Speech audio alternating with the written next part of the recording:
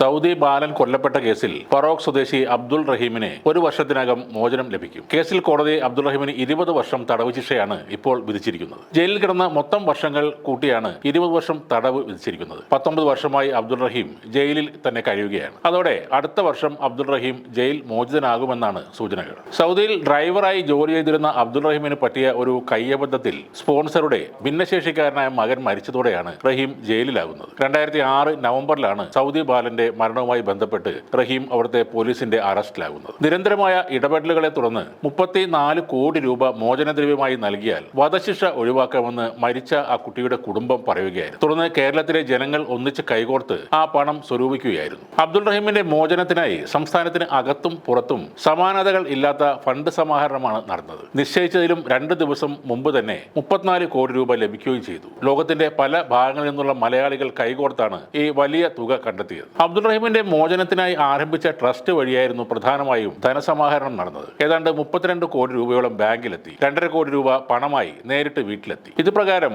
35 കോടിയിലധികം പണം ലഭിച്ചിരുന്നു. ഈ ഗംഭീരമായ പിരിവിന് തുടക്കമിട്ട് ബോബി ചെമ്മണ്ണൂർ നൽകിയ 1 കോടി രൂപ അടക്കമാണ് ഈ തുകയിലേക്ക് എത്തിയതെന്ന് ധനസഹായ സമിതി ഭാരവാഹികൾ അറിയിച്ചിരുന്നു. 2024 മെയ് മാസമായിരുന്നു പണം സ്വരൂപിച്ച് നൽകിയത്. തുടർന്ന് സൗദി കുടുംബത്തിനായുള്ള ദയാധനമായ 15 മില്യൺ സൗദി റിയാലിന്റെ ഡിമാൻഡ് ഡ്രാഫ്റ്റ് റിയാദിലെ ഇന്ത്യൻ എംബസി ഇഷ്യൂ ചെയ്തിരുന്നു. ഗവർണറേറ്റിന്റെ നിർദ്ദേശപ്രകാരം റിയാദിലെ ക്രിമിനൽ കോടതി ചീഫ് ജസ്റ്റിസിന്റെ പേരിലാണ് ആ DD ഇഷ്യൂ ചെയ്തിരുന്നത്. സാക്ഷികളായി അബ്ദുൾ റഹീമിന്റെ കുടുംബത്തിന്റെ പവർ ഓഫ് അറ്റോർണിയായ സിദ്ദിഖ് തുവൂരും നിയമ സഹായ സമിതി അംഗം മൊയ്ഹുദ്ദീൻ സഫീറും എംബസിയിൽ എത്തിയിരുന്നു. അതിനെ തുടർന്ന് ജൂൺ 11 നിയമ നടപടികൾ പൂർത്തിയാക്കുകയും ചെയ്തു. ഇന്ത്യൻ എംബസി ഗവർണറേറ്റിന് നൽകിയ 1.5 കോടി സൗദി റിയാലിന്റെ ചെക്കും കൊല്ലപ്പെട്ട അനസിന്റെ കുടുംബം അറ്റോർണി ഗവർണറേറ്റിലെത്തി ഒപ്പുവച്ച മറ്റ് രേഖകളും കോടതിയിൽ എത്തിച്ചതായി സിദ്ദിഖ് തുവൂരാണെന്ന് അറിയിച്ചിരുന്നത്. അതിനുശേഷവും കോടതി ഈ കേസ് പലതവണ പരിഗണിച്ചെങ്കിലും അത് മാറ്റിവെക്കുകയായിരുന്നു. ഇപ്പോൾ ശിക്ഷാവിധി വന്നതോടെ എല്ലാവർക്കും ആശ്വാസമായിരിക്കുകയാണ്. അബ്ദുൾ റഹീമിന്റെ മോചനത്തിനുള്ള ധനസമാഹരണത്തിന് നേതൃത്വം നൽകിയ ബോബി ചെമ്മണ്ണൂരിനെ കൂടി